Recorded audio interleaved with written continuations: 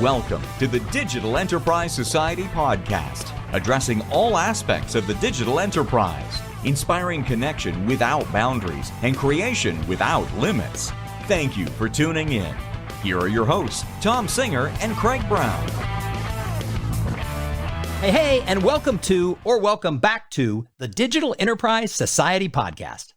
Thank you so much for coming along on the journey of this show that was designed to be a resource for those who work in and around PLM. The Digital Enterprise Society is a forum for the exchange of ideas surrounding the tools, processes, and practices used across the product lifecycle. To learn more, visit digitalenterprisesociety.org. My name is Tom Singer, and I have the honor to co-host this show. It has now been going for over 2 years. And my co-host is Craig Brown, who is an industry veteran and former PLM leader at General Motors. But today, Craig isn't with us on this episode because every now and then I do interviews with people in the business community who are going to help you find specific ways to make your career better. And so every single week, we try to bring to this podcast really smart people who are going to help all the listeners enhance and grow their careers. And today we are joined by David Harap. And David works for Stanton Chase International. Now, Stanton Chase is one of the leading global executive search firms serving as trusted advisors to help companies build their senior leadership teams. And in his career, David has interviewed close to 10,000 executives who are up for jobs in a variety of industries all around the world. And so what he does is he's a recruiter. He recruits senior level executives for technology and life science companies all around the globe. So David Harap, welcome to the Digital Enterprise Society podcast. Thanks, Tom. Excited to talk with you this morning. I'm glad to have you here. And a little full disclosure for all of the listeners, I actually work for Stanton Chase International. So I work in the search world as well as hosting this podcast for you all every single week. And I work very closely with David Harap. So I knew that he was the right person to interview when we were going to talk about interviewing. So today's episode, we're going to talk about how do you interview for a job and how do you set yourself up to be found by recruiters, to find opportunities, whether it's inside the company you're with now or outside the company. So David, can you just give me a minute and tell me a little bit of history of your career in executive search? Sure. It's been a pretty straightforward career path. I came into search right out of college, worked first half of my career with one large global search firm. And then for the last 19 years, I've been with Stanton Chase. So it's almost my entire career has been with large global executive search firms. So when people think of recruiters and executive search, there's a lot of misnomers out there, right? So what are some of the things that people think recruiters are doing that isn't really what recruiters are about? What is a recruiter and why do companies use them? Well, maybe I'll start by kind of explaining about the different types of recruiters. Largely, there's three buckets. There's the internal recruiters. So that's someone who's employed by the company and is focused on filling jobs for that company. And they will use tools like LinkedIn to go out and try to recruit. The other type of recruiter is contingency recruiter. And these are recruiters who focus more on individual contributors or non-executive level roles. And they try to identify candidates, and they only get paid if the company hires the candidate that they presented. The third type, and this is the type of firm Stanton Chase is a retained search firm. So we are retained, as it's pretty clear, by our clients to partner with them and do a very thorough, methodical search for identified senior level executive roles. And probably the greatest misconception is candidates think that the recruiter is going to work for them or will be like their agent to help them find the next role. Well, the dynamic is the recruiter works on behalf of the hiring organization.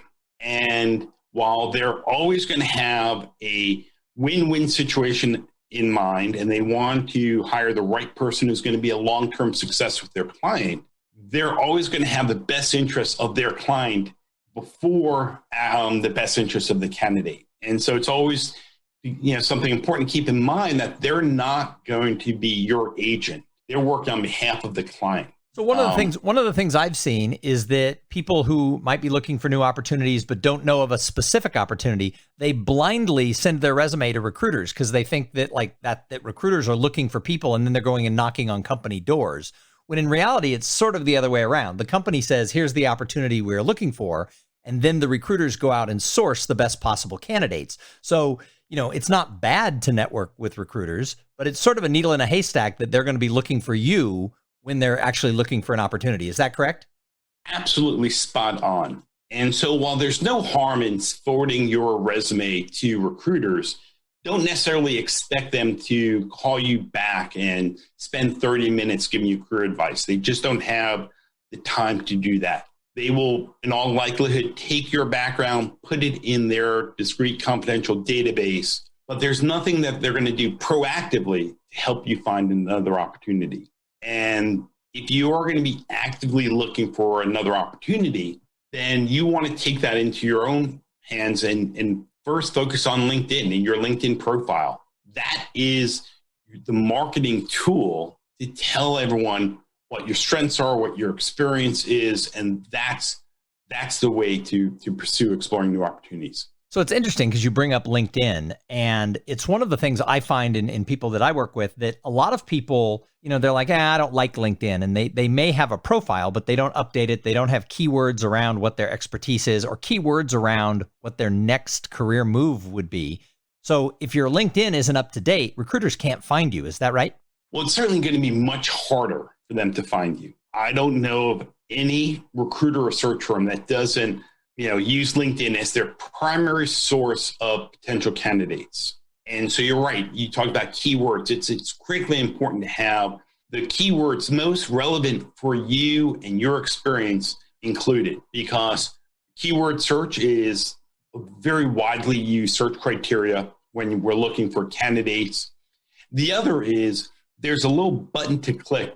One says open to network, the other says open to work.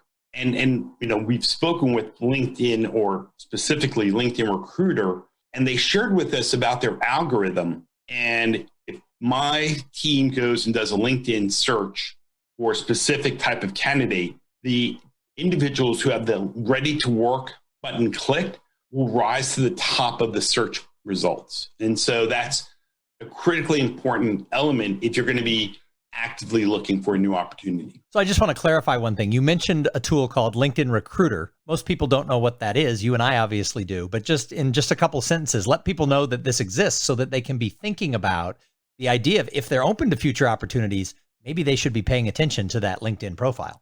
Absolutely. That's great. Thank you.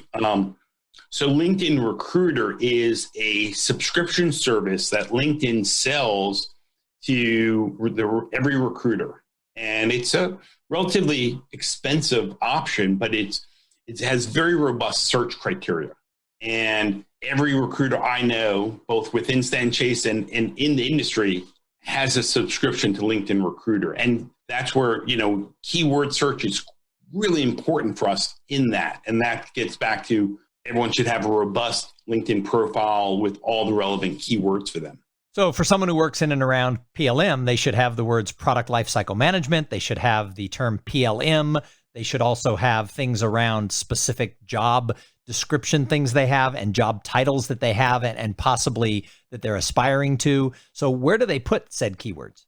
So on the top of your profile, there's a space to put a summary right there, front and center. That's the best place to put it. And I understand sometimes you're reluctant to include your results or successes because, maybe that information is proprietary or confidential. So it's okay not to include that in the LinkedIn profile because that is still publicly visible. But keywords in your summary right at the top of your profile. Awesome. Well, I just wanted to touch on that. Today, we're going to talk about interviewing because you really are an expert on job interviews, having interviewed so many people throughout your career. So let's just jump into this. Whether it's an internal candidate or an external candidate, what are some mistakes? Let's start with the dirty laundry.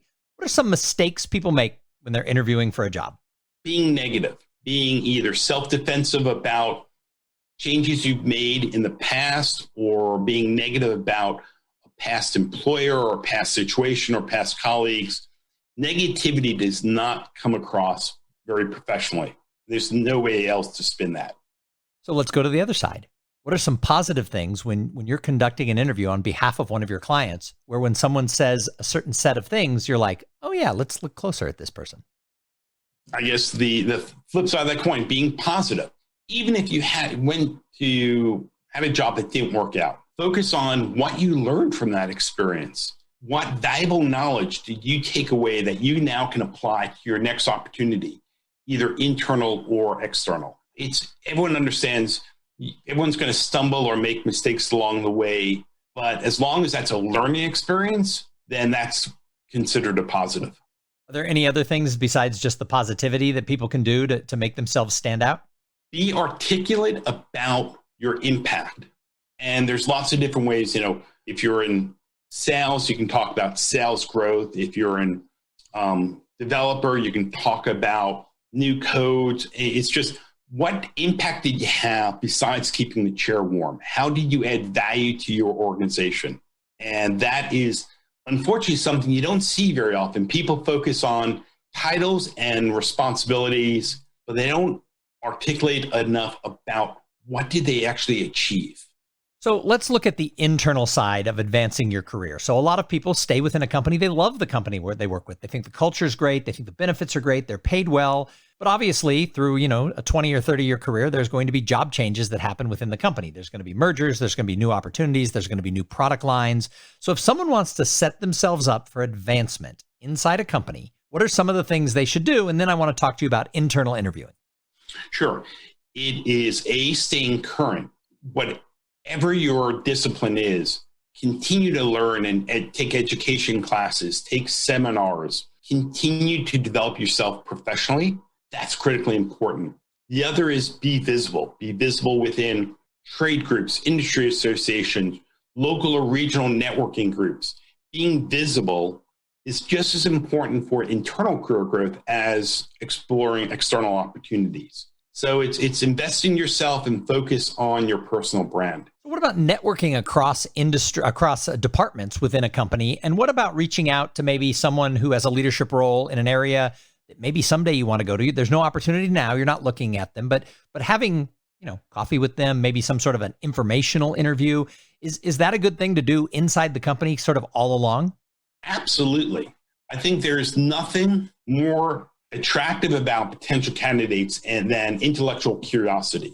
And if you're in an organization, you like the culture, you like the people, going to someone in a different functional area or a different business unit and saying, hey, I've been fascinated with your new product launch or this new initiative. I would love to learn more. You have 15 minutes for coffee for an informational interview. I think you'll be amazed how receptive other executives are. And as long as there's a genuine sense of curiosity, no one's going to say no to an informational interview.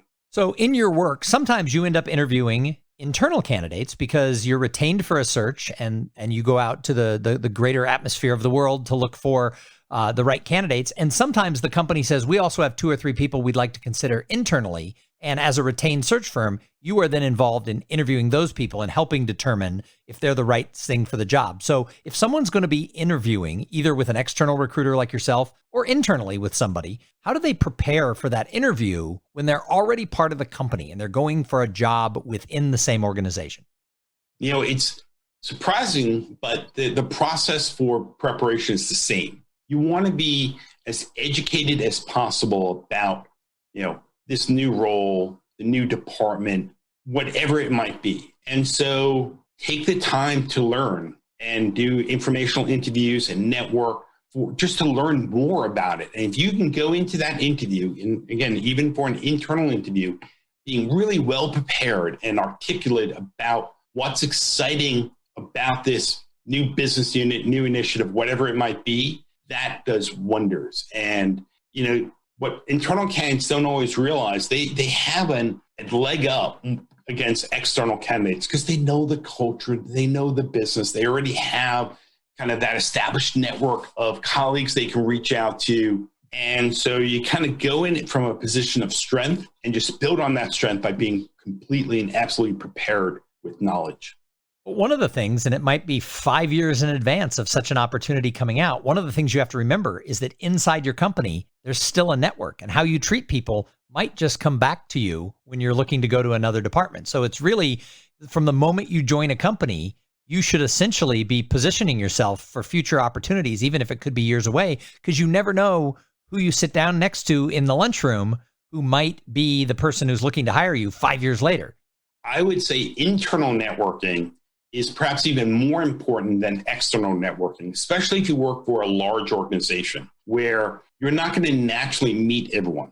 And that takes a little extra effort to get to know people. Maybe they work in a different building or a different site. Take that little bit of extra effort to get to know people in different parts of your company. That's going to have the highest return on investment of your time. But a lot of people, especially those who might be engineers and such like that, they're not naturally predisposition to reaching out to someone in a different building or a different city and saying, hey, could we jump on the phone? I just want to learn more about your department. So these sort of like internal networking or informational interviews, for some people, they might be like, that's kind of weird. How do they get over that? By focusing initially on a genuine curiosity of the technology or the software, staying closer to your comfort zone of networking within, technologists or software engineers, wherever that might be, then the discussion is focused around that technology, and it keeps everyone in their comfort zone, but you're still networking. You're still getting the same accomplishment of expanding your circle of friends and circle of colleagues. So not every company, internal or external, not every company, in fact, the percentage is like 25% of jobs use retained search at the executive level. So a lot of jobs still happen through word of mouth. So let's move to the external world. If a recruiter doesn't call you, what's another way that you can position yourself to make sure that you get noticed for a job? Be as visible as you can by focusing on your personal brand. Again, that gets back to, are you, active on LinkedIn? And that's just as maybe on a regular basis, every couple of weeks, post an article, post a comment on someone else's post. That activity level triggers LinkedIn's algorithms. So activity is important in addition to just having a very robust LinkedIn profile. And then it gets back to being active in industry groups, local or regional networking meetings. And maybe it's not easy for everyone. Not everyone is an extrovert who would feel comfortable walking into a room of 75 people where they don't know anyone. So it's staying focused on things that trigger a personal interest. Maybe it's going to a technology association meeting on some new technology that you think is really cool. So this is a great time to plug the Digital Enterprise Society. So if you're listening to this show, the odds are you probably already know about the Digital Enterprise Society. However, the Digital Enterprise Society, it is that forum for the exchange of ideas. So both all the online things that are being offered, all the workshops, and as we move forward, and there will be some live workshops once we get past sort of the social distancing of the world coming up later this year and next year, both within the Digital Enterprise Society and other organizations that Digital Enterprise Society partners with. That's a great place to get your foot in the door. So if you'd like to volunteer, just go to digitalenterprisesociety.org. We'd love to hear from you. Exactly. So I mentioned that 20 to 25% of executive jobs do use executive search. Why does a company choose to use executive search versus just winging it and finding somebody on their own? Several reasons. Sometimes it's a fast-growing company who doesn't have the HR talent or the bandwidth to conduct a thorough search. That's the number one reason. The number two reason is sometimes company doesn't want to have an employee reach out to their competitors in the market to try to see if they can recruit someone away from it. So there's a benefit of having a third party be that intermediary and go out and try to recruit the best talent available. So those are the two primary reasons they choose to work with a search firm. All right, so let's shift gears as we take this out. So you've gone through the interviews for a real live opportunity, and you're now selected as a finalist or as the candidate that the company wants, whether it's internal or external. How does somebody negotiate salary? and other things in their contract? How do people do that? They've done a great job at interviewing. They say, we'd like to hire you. Here's the offer. And they're like, yeah, that's close. But how do people negotiate? It is having, as best as you can, an understanding of what the marketplace is for those salaries. You can go, there's some online resources for compensation data, but it's also being realistic. If they come back with an offer, don't sit there and think, okay, there's 9 bullet points. I can negotiate all 9 bullet points. Focus on the one or possibly the 2 most important. Maybe base salary is the one that you want them to adjust, upwards, obviously, or it's the metrics that your bonus is based on, or maybe it's the number of stock options. Just focus on one or no more than 2 elements of that offer that are the most important to you to negotiate, and understand that you want to be realistic. And I think most companies are comfortable with a candidate coming back with asking for a change in the offer. But understand, you do once, they come back with it, and you move forward. You don't do a protracted, long negotiations, because that's going to then potentially create ill will, and that's not ideal for anyone. So oftentimes when you go through the interview process, one of the things that you're asked for is references. And a lot of people kind of go like, oh gosh, what do I do with this? So let's talk about being prepared for that question of, can you provide me with references? First of all, either a recruiter or a company, how many references do they ask for, and what are they looking for? So at least at Stanton Chase, we'll ask for a minimum of 6 up to 10 references. And we want to kind of see 360 degrees. So we don't just ask for people that you reported to, but we'll ask for maybe individuals that reported into you, peers, and if your role involved managing vendors or third-party contractors, we'd ask for those references as well. And if you're at the point where you have an offer and they ask for references, and you have to start thinking about references at that point, you kind of are late to the party. And you want to be able to have in the back of your mind, even if you're not looking, individuals that would be able to speak as a reference for you. Now, maybe it's a colleague who you no longer work with, so that you can have them give a reference and still be discreet within your current employer if that doesn't know you're looking at another opportunity. So it's just staying in touch with your network and always kind of keeping that running list in your mind of who could be a reference for you. But it's just maintaining that network. So interviewing for a new position, whether it's inside your company or with a new opportunity, for a lot of people, the whole process of interviewing, especially, if they're new to it, they haven't had a lot of jobs, it can be a little bit scary. It can hold some people back from even really pushing towards growth and new opportunities. So what last piece of advice do you have to people when it comes to this big umbrella, internal and external, of interviewing for opportunities? Interviewing is hard. We're raised with the thought that you don't brag. And in an interview, you're in effect bragging about yourself. So it's not intuitive. I've interviewed a lot of CEOs who bombed in their interviews. So single best advice is get some friends or colleagues that you trust and do a mock interview using Zoom or Microsoft Teams, video it, record it, and watch it and watch yourself. And I think people are amazed at both good and bad of how they come across, and then self-correct based on what you've seen when you record your own a mock interview.